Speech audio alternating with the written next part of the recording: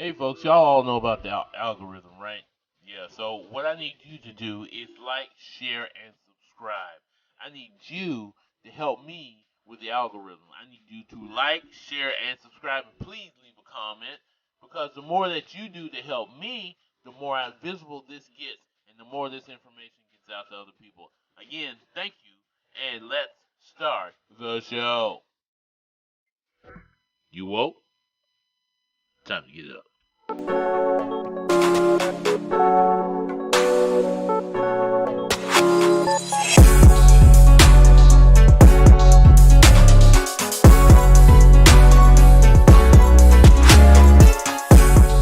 Welcome to Thought You Woke No Speed Limit Podcast. I'm your host, Alvin. I hope you're having a terrific day. You can kind of call this an emergency podcast, but it's not.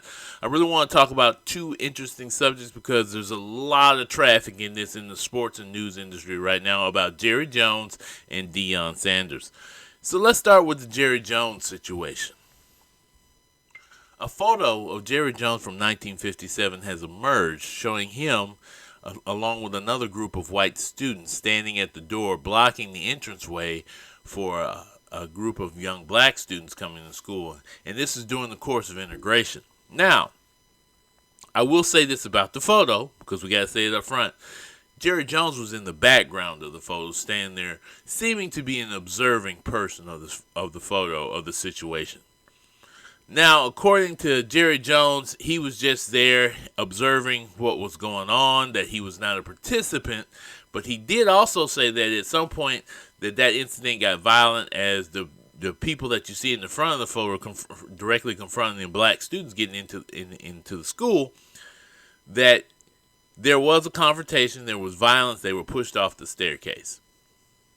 Boom, we can talk about that. Now, here's the other part that's not being talked about.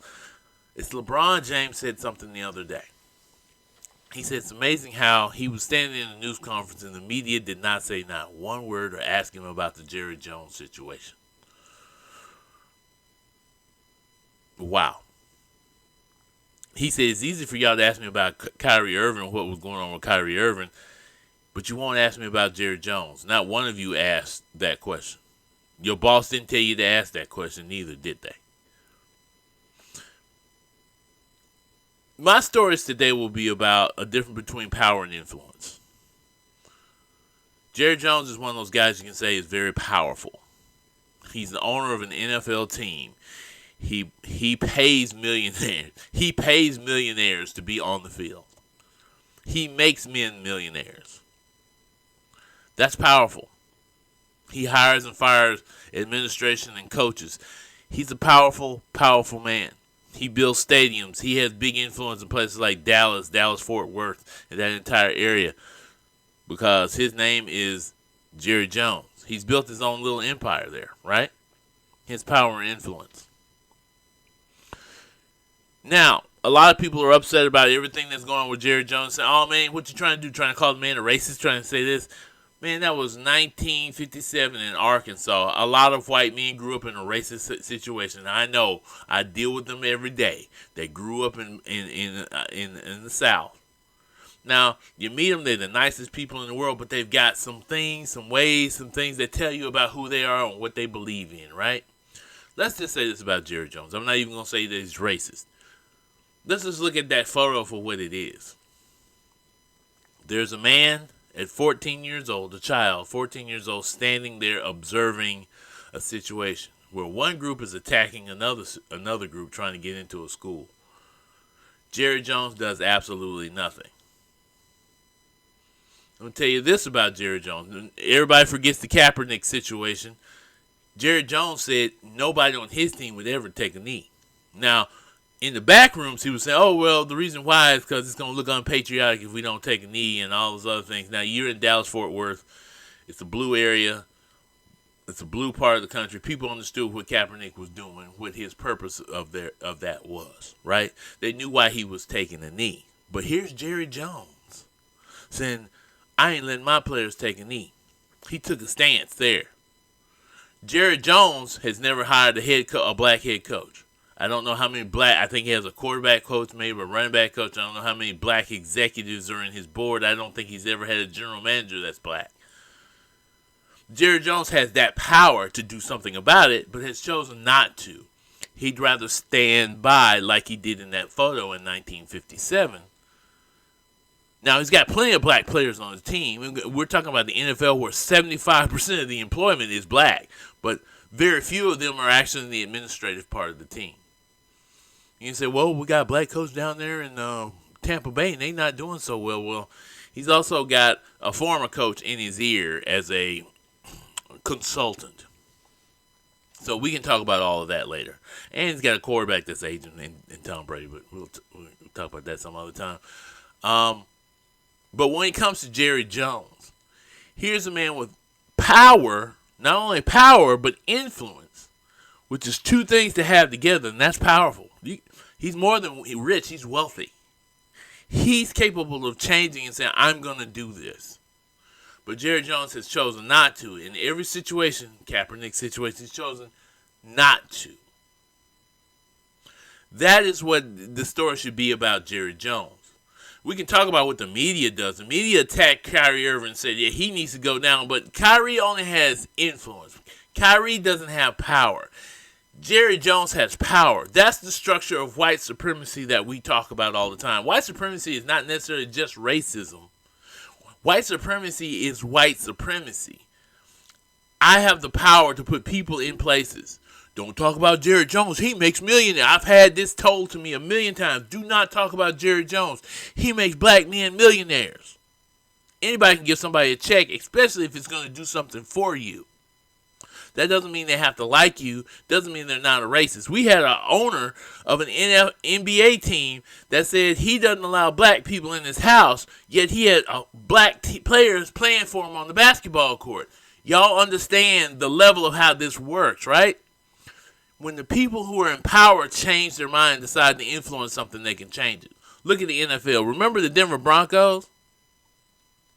There was two black billionaires who had the opportunity to buy the team. Neither one of them got it.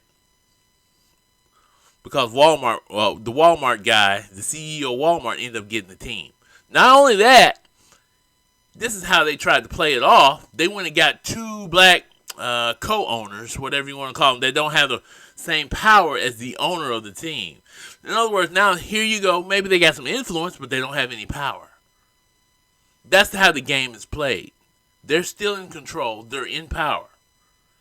And we know all about the Brian Flores. If you want to watch my video about Brian Flores, it may pop up here on the screen. But we all remember what happened with Brian Flores in his case, where he says he purposely got shut out of jobs. And let's talk about this. The NFL just hired a guy who basically was an analyst who's never been a head football coach anywhere in America for the Indianapolis Colts. As a head coach. Never been a coach at all. But there are black assistants who've been sitting out there for years, some of them for 10, 12 years. They wouldn't even look at them for a head coaching job. That's why the Jerry Jones question comes up. Like I said, once again, Jerry Jones may not have participated in that, what was going on in Arkansas in 1957, but he sure as heck didn't do anything to change that situation. Kaepernick took a knee. He lost his job. That's called sacrifice. Jerry Jones, what are you scared of? That's my question. There's nothing for you to fear. Change comes from those who are willing to change. I'm tired of black people having to get up here and talk about this because it's not our job to change you. It's your job to change you. I'm done with that one. Let's move on to Deion. So I've had some time to think about the Deion Sanders situation, and let's talk about that for a minute. So I've heard several different stories. I listened to Roland Martin. I listened to Stephen A. Smith. I've listened to even TYT and some other people who have been talking about that. I've had, the opinions are all over the place and varied. Now, here's the thing. I like something that Roland Martin said today on his own show. He said people shouldn't be upset that Deion Sanders is moving on and doing better. Black people all the time make decisions to do things. Look, I went to the University of UAB, University of Alabama, Birmingham. A predominantly white school, or PWI as we like to call it. And that's where that's the school I played for. That's the school I had. I had a choice to go to Miles College. I had a choice to go to Alabama State, A&M, Albany State, among other schools. We got other schools like Tuskegee and Stillman in the state. I mean, there's several that are here in Alabama that I could have went to, but I went to UAB. That was my choice. Some people say, why you go to the black school?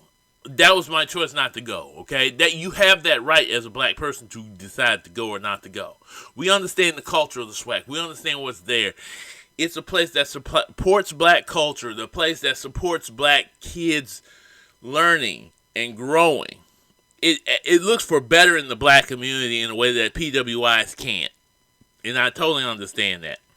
And that's kind of what people were trying to fit into the football programs. Prime was like, these kids, we can bring these kids in here, teach them, make it better for them so that they can come out better than the situation they would go to a PWI. Because a lot of kids are going through a PWI system that doesn't have the same care and concern that a place like Jacksonville State, Alabama State, A&M, so on and so forth would have for a black student. And that's true.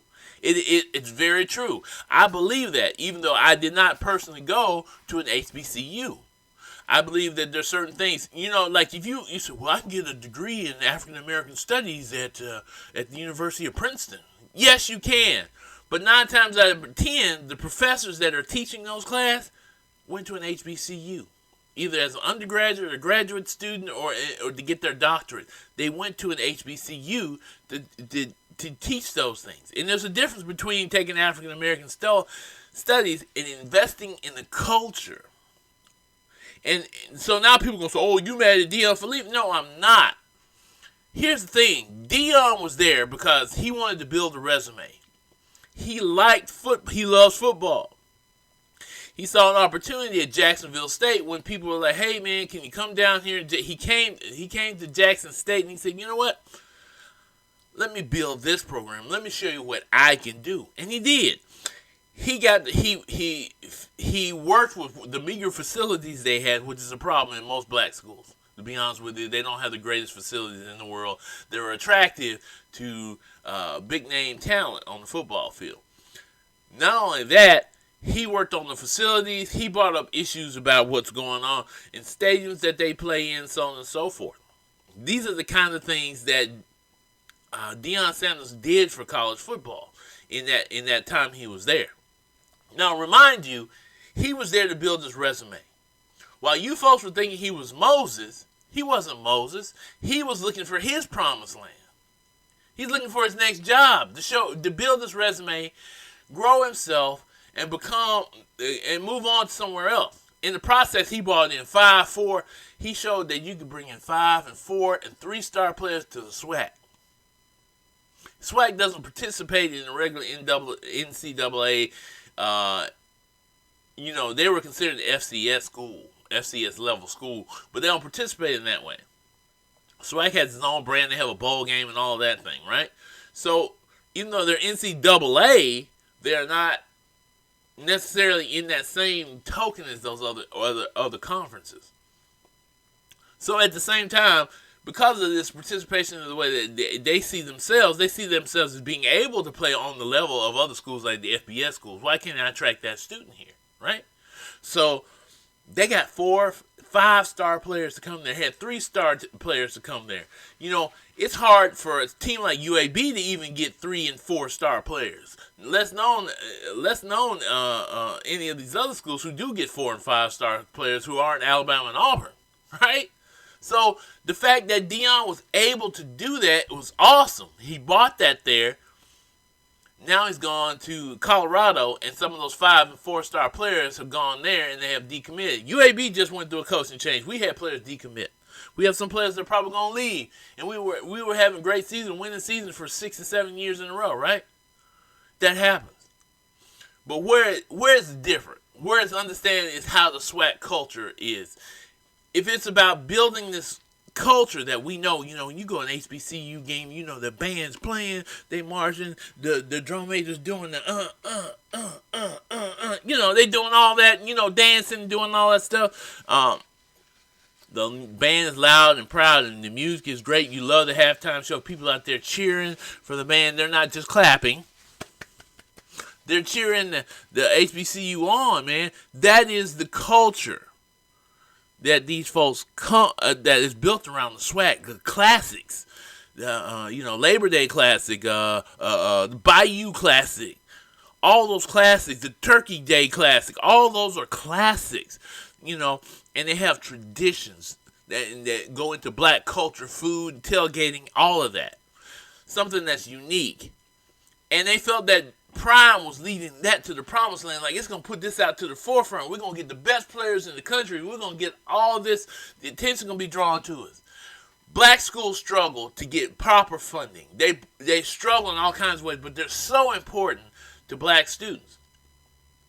I believe that. I believe that they get better support in the institution where they're surrounded by people who have their best interest at heart. Now, back to Prime.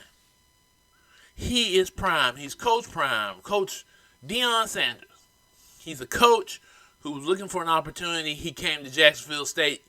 Hopefully he leaves Jackson State better than before he left. So whoever comes in next has got to be that person. Got to be that person that says, you know what, I'm here. I'm going to build on what the basis that Deion put here. I'm going to make this as great as he did. We're going to win championships. We're going to do all that. We're going to take the swag to the next level. It was something I heard today, and this is where I get mad. There are people who are on the other side of the issue, on either side of the issue, that push. But like I said, I like what Roland Martin said. He says, I'm invested in black media. But there are other people who are in my industry who are black who get those $1 million contracts, multi-million-dollar contracts. I'm not mad when they go to ABC, NBC, CBS, all those things. He says, I've decided with blood, sweat, and tears to work on black media. And he struggled. He talks about his struggle that the money ain't there. So a lot of people choose, I'm not fighting for the culture. I'm fighting to make the money, right? I'm not going to deal with that struggle. I'm going to go over here. I had a problem today, though, with the other side where people say, hey, why is everybody mad that Prime left? I don't have a problem that Prime left. Where the problem comes in is when we have people who sit there and say, what's the big deal? On a white network. What's the big deal? Let me tell you what big deal is. What HBCUs actually mean to black students, what they actually mean to black kids who sometimes don't get the proper education that they need going to PWIs, don't get the proper attention they need going to a PWI that they get from an HBCU. And that's for football players and regular students all together. And that's why it's amazing when you see these folks, well, because they don't make a little success. Maybe they don't been in the NFL. Maybe they're getting in them TV networks and doing all this other stuff. Then they say, what's the big deal? It's not. It's fine that Prime did what he did because Prime is an example of a black man succeeding. Oh, Prime wants the best for everybody.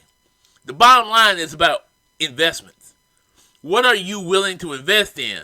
Prime is willing to invest in things that's going to make him more money. Roland Martin's invested in things that's going to make him money, but he's also invested in building the community. There's a difference, and people don't understand that. If you understood that, then you wouldn't sit there and say, what's the big deal? You got to understand why people on the other side are upset. Now, I will say this again. I'm going to go back to this again. What Prime built at JSU can continue if people are willing to invest in it, if they really believe in it, and put their money, cents, and dollars behind it. It's the only way that can grow and be better. And it's not just the football team. It's HBCU schools in general. Make sure the kids get the proper cafeterias and places to stay, materials and books. The teachers are properly paid to stay at those institutions. That's how you build that. Prime went to Colorado because Colorado could afford a $5 million a year contract for a football coach. JSU probably could barely afford $350,000 a year. That's just reality of the game. If you want to change the game, put your money where your mouth is. Y'all want saviors. Y'all want Moses. But Moses had to have people who followed him to believe him. Moses could have went out in that desert and nobody walked behind him when he left Egypt. They followed him for 40 years. The whole generation died in that desert before they got to the promised land. That's the truth. If you're not willing to fight, don't ask somebody else to fight for you. That's the real game. The real truth. And that's where I'm going to leave you. Now, before I go, I got to give a huge shout out to my cousin Tab. Happy birthday. I know your birthday is this week. I hope you have a wonderful, happy, and glorious birthday. I know you're going through a lot out there. I'm praying for you. Love you. You have a wonderful and safe day, folks. But remember to like, share, and subscribe. Peace. You have been listening to Thought You're Woke, No Speed Limit Podcast.